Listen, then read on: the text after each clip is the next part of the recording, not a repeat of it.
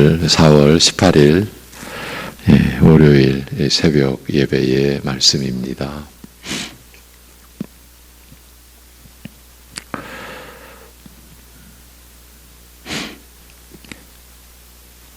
없는 것을 있는 것으로 부르실 수 있는 권능과 지혜와 사랑을 지니신 우리 아버지 하나님,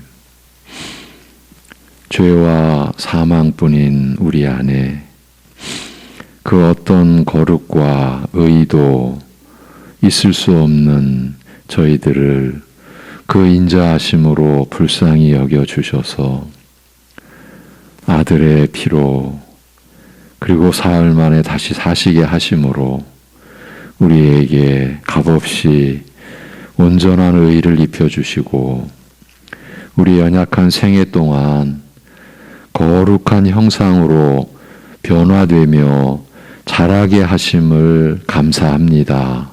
하나님의 사랑과 권능으로 이루어지는 일이 이 한 주간도 오늘도 우리 안에서 이루어지도록 성령께서 역사하여 주시옵소서. 예수님의 이름으로 기도하옵나이다. 아멘. 시편 22편. 시편 22편 마지막 부분을 오늘 보기로 했습니다. 시편 22편 29절에서 31절. 시편 22편 29절에서 31절입니다.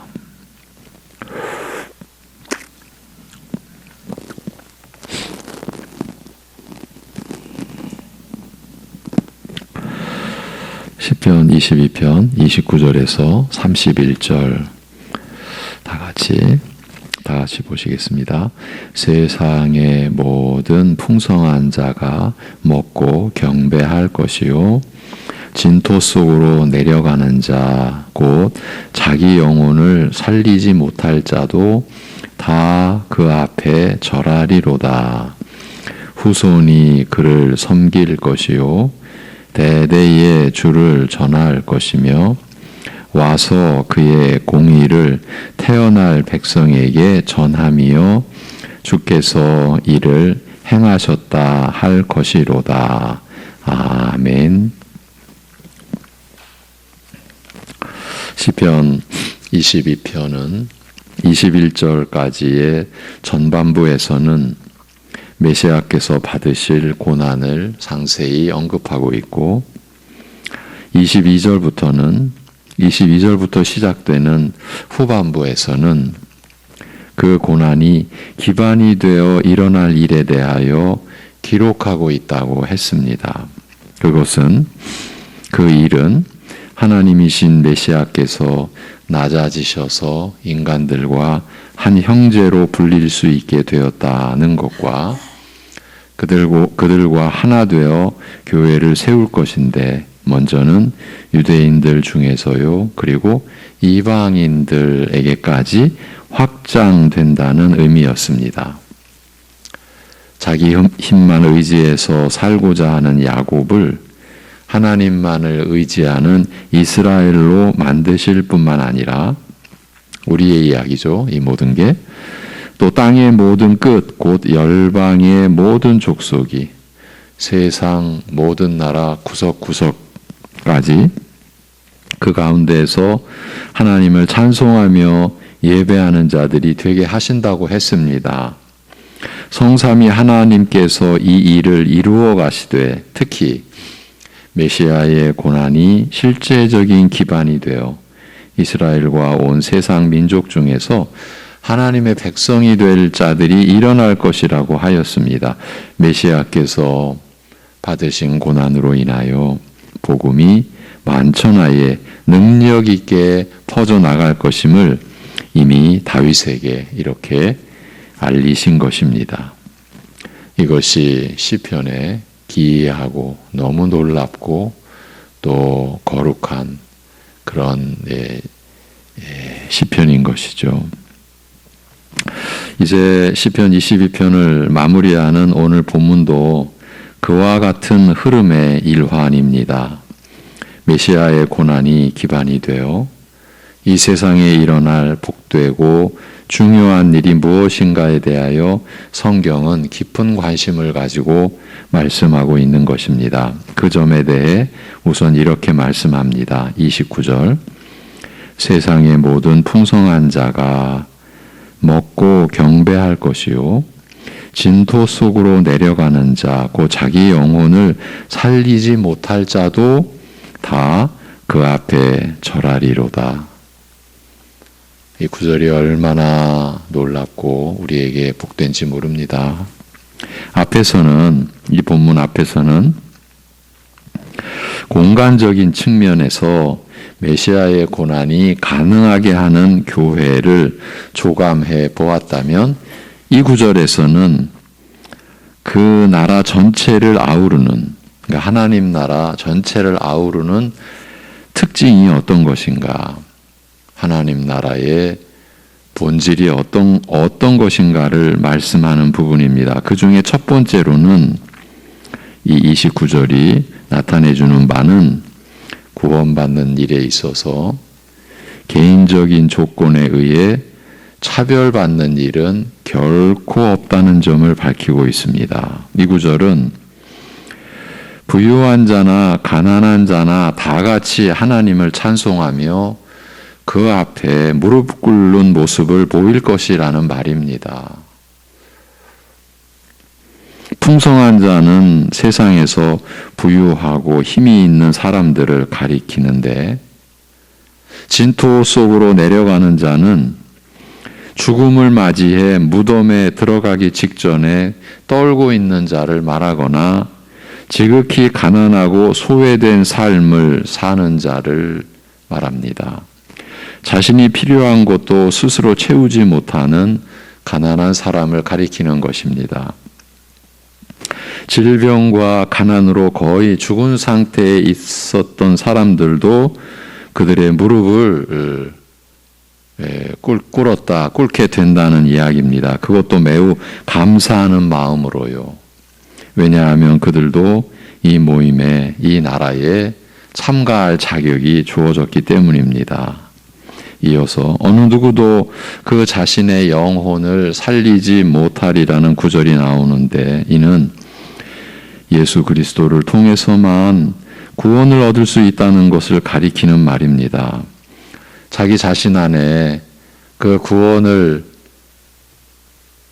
이룰 아니면은 그 구원을 바랄 아니면 의지할 그런 아무것도 그 자신 안에는 없다. 오직 예수 그리스도를 통해서만 구원을 얻을 수 있다는 말입니다. 이사야서를 보면 유대인들이 바벨론의 포로로 잡혀간 것을 죽은 자와 티끌에 누운 자로 묘사했습니다.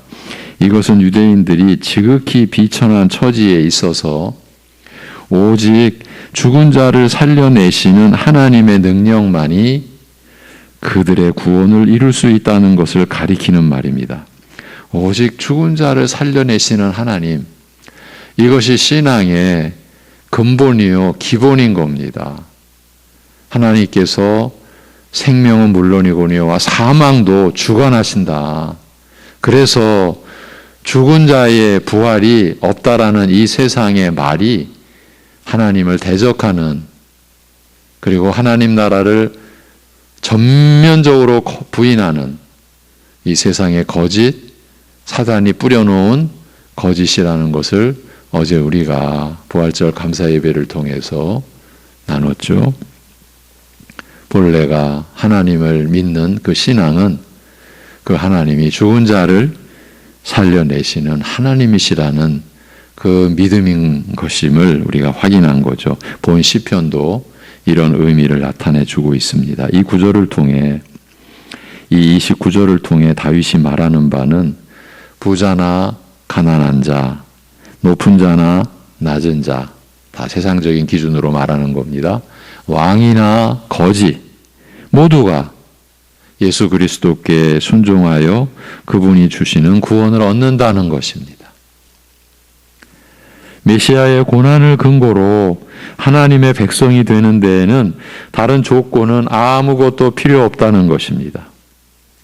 지금 여기서는 빈부의 차이만 언급했으나 성경의 용법상 이것은 가장 대표적인 사례를 채용한 것이라 할 수 있습니다. 그 세상에서는 부유함을 특권으로 생각하여 가난한 사람들을 차별하고 저들과 한 울타리에서 살아갈 수 없다라고 주장하는데 본 시편은 바로 이 보편적인 사례를 대표로 언급한 것입니다. 사람들은 빈부의 격차를 사람 사이를 구분하는 중요한 조건과 기준으로 여겨왔습니다. 예나 지금이나 그 점은 변함이 없습니다. 우리 대한민국에서 아주 평범하게 사는 사람들이 같은 아파트 안에 살아도 평수 작은 집 애들이랑은 놀지 말라고 가르치는 것이 오늘날 우리의 현실, 현 주소입니다. 그런 점에서 수준이 맞아야 놀지라는 말은 뿌리 깊은 인간의 부패성을 반영하고 있습니다. 이전에도 그건 마찬가지였습니다. 어떤 백작 부인을 누가 전도하려고 했답니다. 예수님의 십자가의 고난으로 인한 대속의 은혜와 하늘나라의 영광을 듣고는 이 부인도 기독교에 어느 정도 호감을 보였답니다. 그런데 마지막에 이 백작 부인은 자기는 예수님을 믿을 수 없다고 거절했답니다. 이유가 뭐냐고 물으니까 이 부인은 가만 보니까 그 예수는 우리 집 하녀도 믿는 분이군요. 내 하녀가 믿는 예수를 나도 믿을 수는 없지요 라고 말하더랍니다.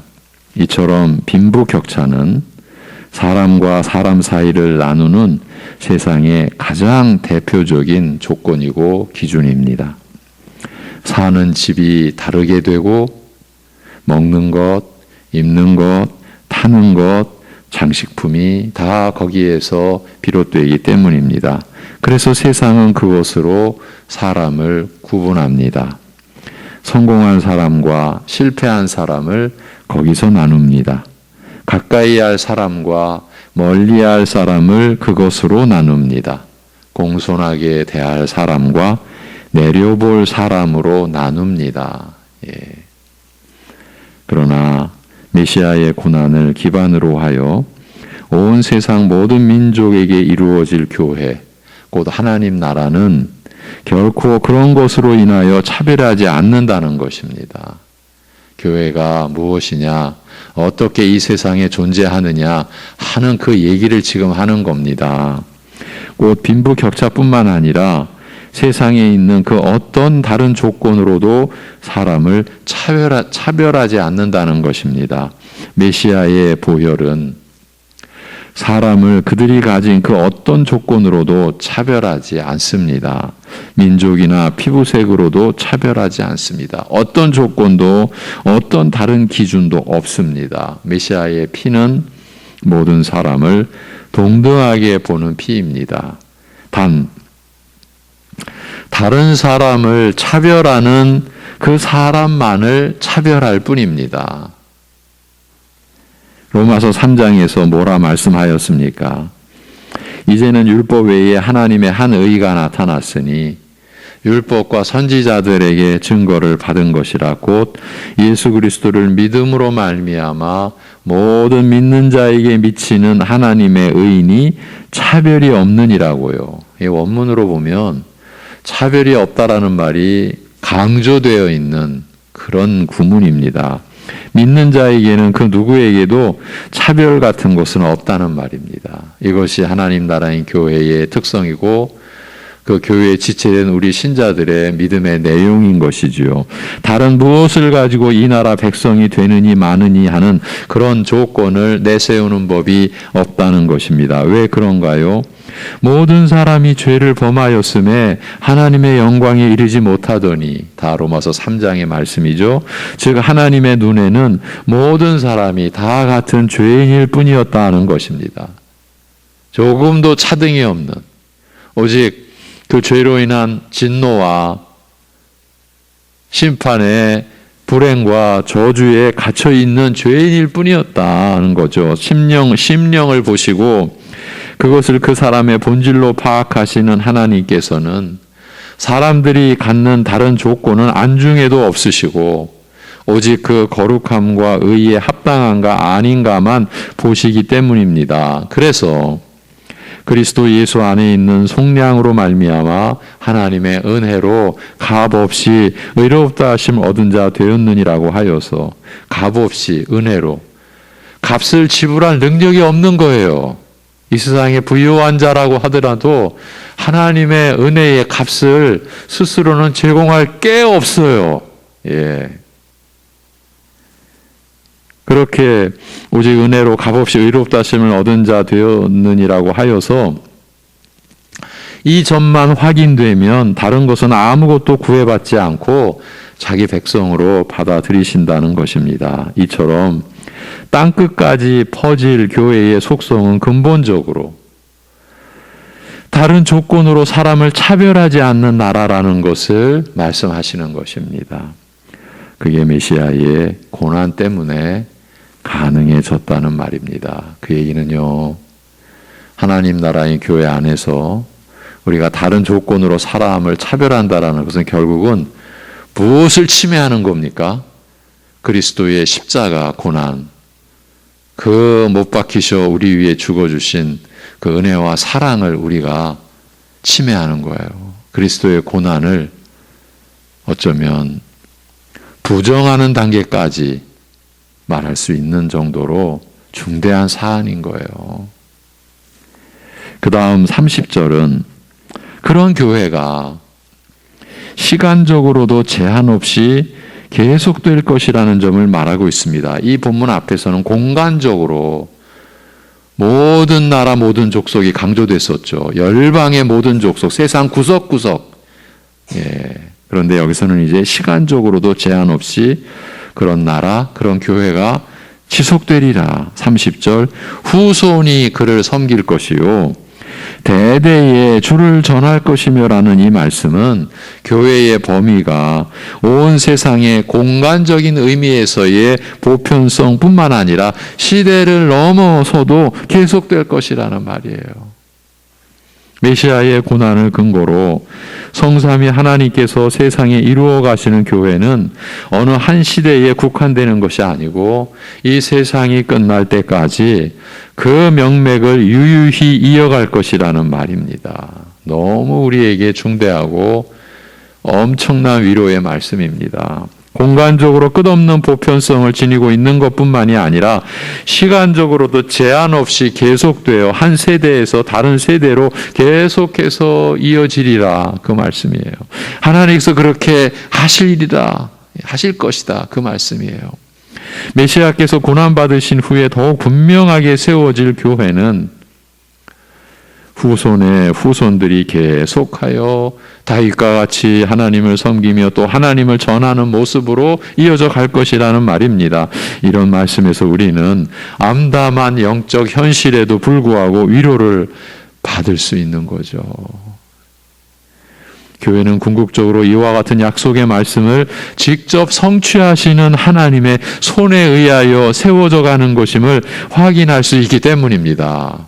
이러한 하나님의 선언이, 이러한 하나님의 약속이 성취되는 그곳이 바로 교회인 겁니다. 따라서 교회의 수준이 아무리 높아지고 걱정거리 없이 풍요롭고 평안해져도 사람은 결코 자만해서는 안 되며 아무리 어둡고 힘들어도 낙심해서도 안 됩니다. 교회가 풍요롭고 평온한 시절을 구가하는 것이 사람이 노력해서 되는 일이 아니기 때문이며 아무리 어둡고 힘들어도 교회는 하나님께서 약속하신 대로 하나님께서 세워가시는 나라이기 때문입니다. 이 세상이 끝날 때까지 교회는 계속 그 명맥을 유지할 것이며 그 생명을 잃어버리지 않을 것입니다. 어떤 일이 있어도 이 세상에서 참된 교회는 사라지지 않을 것입니다. 반드시 한 세대에서 다음 세대로 교회가 이어져 갈 것입니다. 교회의 주인은 하나님이시기 때문입니다. 하나님께서 메시아의 고난, 그 메시아의 피를 통하여 확언하신 바이기 때문입니다. 그래서 내가 내 아들을 죽였다, 그 말씀인 거예요. 예. 어떤 사람들, 어떤 민족을 그 백성으로 삼으실 것인가 하는 것도 그분의 소관입니다. 그저 우리는 그와 같은 하나님의 약속에 속한 자 되기를 바라고 그것을 감사하고 기뻐할 뿐입니다. 오늘날 이기적이고 물질 만능적인 현상이 교회 안에까지 강력하게 침투한 현실 속에서도 이런 말씀이 메시아의 피로 약속하신 하나님의 교회에 대한 언약을 믿는 자들에게는 유일한 소망으로 와 닿을 것입니다. 하나님은 다윗 시대뿐만 아니라 또한 사도들의 시대뿐만 아니라 세상이 끝나는 날까지 교회는 세대를 거듭하여 이 세상에 존재하게 될 것이라고 약속하셨습니다. 대대로, 대대에 이 구절이 의미하는 바가 이렇게 우리에게 중대한 의미를 갖는 겁니다. 어떤 시대에 어떤 사람도 메시아의 고난의 죽음을 자기를 위한 것인 줄 믿고 따르면 그 역시 어떤 차별도 받지 않고 하나님의 백성이 되게 하실 것이라는 말입니다. 지금 교회의 가장 중대한 기도의 제목은 우리 자녀들, 우리 교회 학교, 특히 도심지 교회 안에서 엄청난 규모의 교회들이 교회 학교를 잃어버렸어요. 교회 학교가 무너졌어요. 교회 학교가 없어졌어요. 주일 학교가 없어졌어요. 이 현실이에요. 두렵기까지 한 거죠. 10년 뒤, 20년 뒤 바로 교회의 모습이 보여지는 듯 하니까요. 그런데 이와 같은 말씀에 우리가 붙들려서 하나님께서 우리 자녀들 가운데서도 택한 자, 창세전에 미리 아신 자, 그들을 불러내시고 그들로 인하여 교회를 세워가시리라. 예수 그리스도의 그 고난을 근거로 하나님이 확언하신 이 약속대로 이루어지리라. 우리가 그러한 믿음을 가지고 하나님께 은혜 구하고 기도하고 또 우리의 본분을 다해야 되는 거죠. 이제 마지막으로 31절 말씀입니다. 와서 그의 공의를 태어날 백성에게 전하며 주께서 이를 행하셨다 할 것이로다. 나의 하나님, 나의 하나님, 어찌하여 나를 버리셨나이까? 이렇게 시작된 시편 22편 1절의 그 고백이 이제 31절에서 이렇게 마무리되어집니다. 이 말씀은 후손들이 그들의 후손들에게 메시아에 대한 또는 하나님의 이와 같은 역사에 대한 증인이 되는 방식을 통하여 교회가 계속 세워질 것이라는 말이에요. 후손들이 와서 그 공의를 장차 태어날 백성에게 전한다는 말은 고통받는 자를 구원함으로써 명백하여진 이 하나님의 속성, 그의 통치 방식, 그 나라의 원칙에 대해 알려준다는 말이에요. 31절은 부모들이 자녀들에게 주께서 이를 행하셨다. 즉 메시아의 고난을 통하여 이 세상에 차별 없이 구원받는 자를 세우셨다는 것을 전해줌으로 인하여 교회가 계속 세대를 거듭하여 세워져 갈 것이라는 말입니다. 예수님께서도 같은 말씀을 하셨습니다. 오직 성령이 너희에게 임하시면 너희가 권능을 받고 예루살렘과 온 유대와 사마리아와 땅끝까지 이르러 내 증인이 되리라고요. 먼저 믿은 사람이 증인이 되어 증언하는 방식을 통하여 교회가 세워져 간다라는 것입니다. 이것이 하나님께서 정하신 방식입니다. 교회의 역사는 바로 이 점을 증명하고 있습니다. 예수님의 증언을 통하여 사도들이 믿게 되었고 사도들의 증인됨을 통하여 교회들이 생겨나게 되었습니다. 그리고 이름 없는 수많은 증인들을 통하여 교회는 수천 년의 역사 속에서, 그리고 그동안 있었던 무수히 많은 험악한 박해 속에서도 꿋꿋이 그 이름을 유지할 수 있었습니다. 여기에는 교회의 또 다른 요점이 하나 암시되어 있습니다. 그것은 믿는 자는 또한 증인이기도 하다는 것입니다. 누구나 예외 없이 그렇습니다.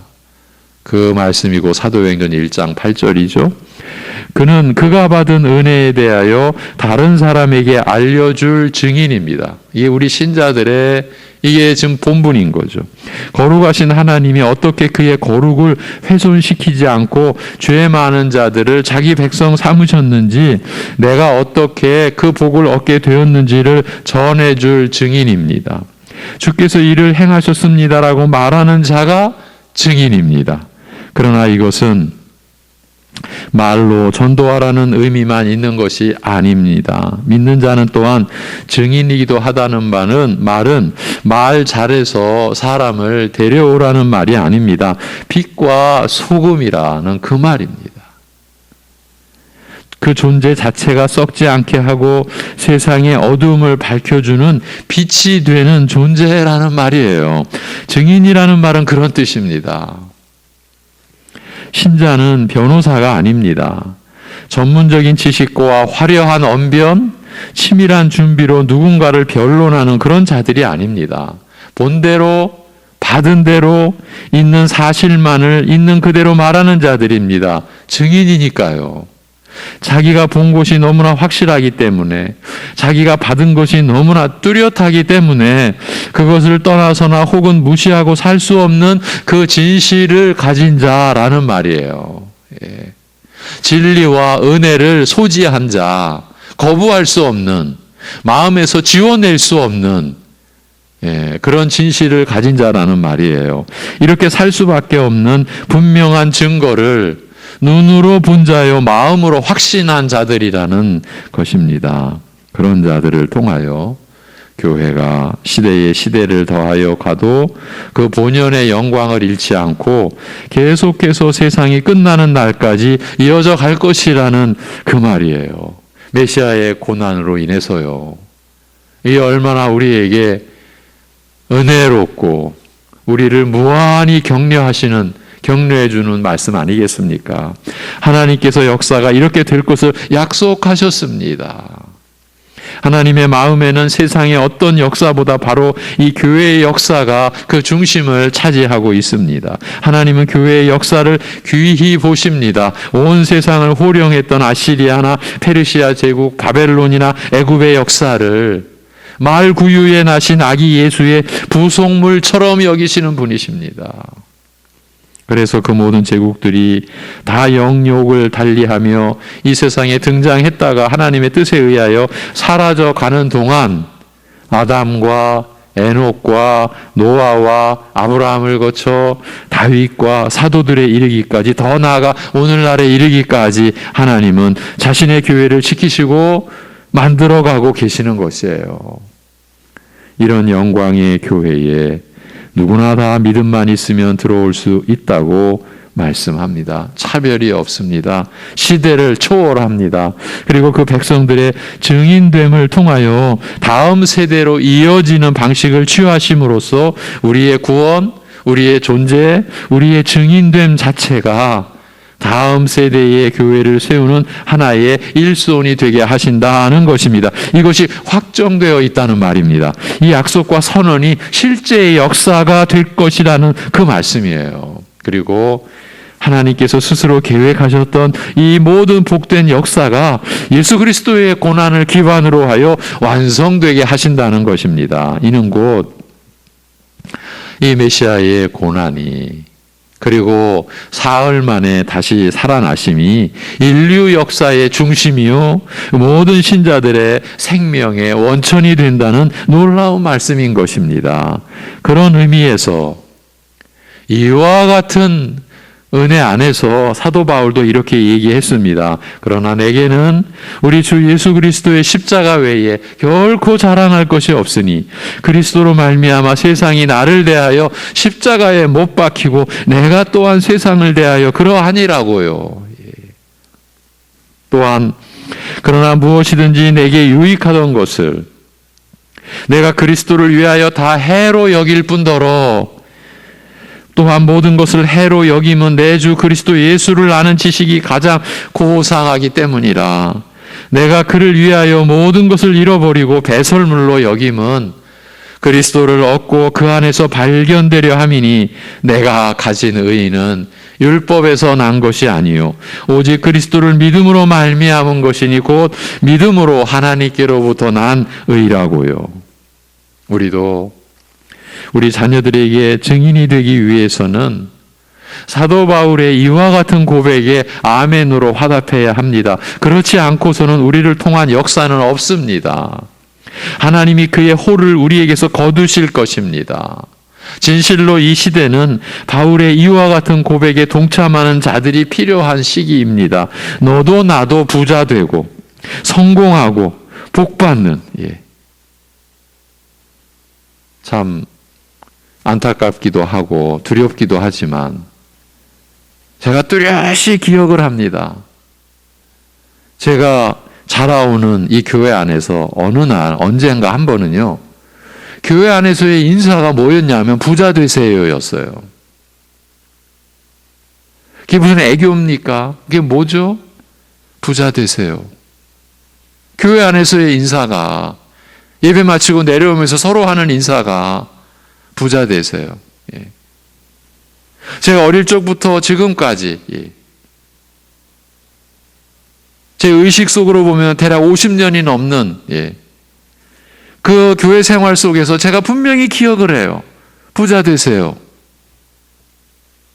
너도 나도 부자 되고 성공하고 복받는, 즉 세상 사람들이 부러워하는 것을 하나님의 이름으로 얻고자 혈안이 되어 있는 이 현실, 이 교회의 현실을 거슬러서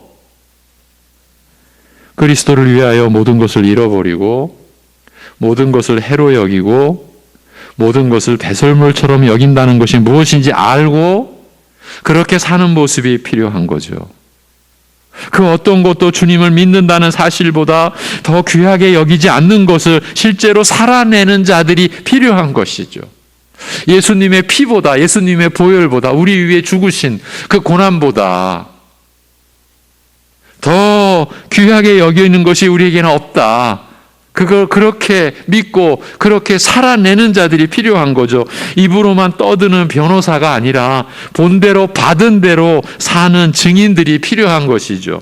그러면 하나님이 우리를 통해서 우리의 후손들에게도 그의 복된 교회를 넉넉히 세워가실 것입니다. 메시아의 고난이 뿌리가 되어 그 위로 줄기가 이렇듯 크고 복된 교회가 되어 열리는 것이지요. 그 말씀이죠. 그것을 확언해주는 시편 22편의 마무리 부분인 것이죠. 그 일에 하나님께서는 우리를 씨 뿌리고 물 주는 자로 부르셨어요.